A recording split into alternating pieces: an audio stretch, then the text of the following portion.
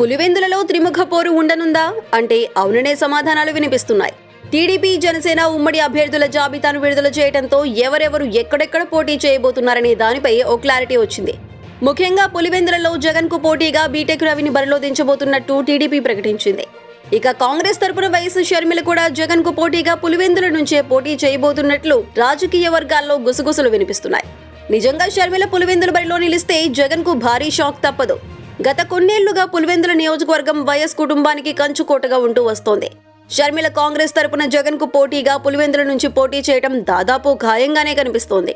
ఈ నేపథ్యంలో వైఎస్ కుటుంబానికి అడ్డాగా ఉన్న పులివెందులనే ఆమె ఎంపిక చేసుకునే అవకాశం చాలా ఎక్కువ. ఒకవేళ షర్మిల కూడా నిజంగానే పులివెందులలో బరిలో నిలిస్తే పోటీ రసవత్తరంగా మారటం ఖాయం. అన్నా చెల్లెల మధ్య జరిగే బిగ్ ఫైట్ లో ఓట్ల చీలిక భారీగా ఏర్పడే అవకాశం ఉంది.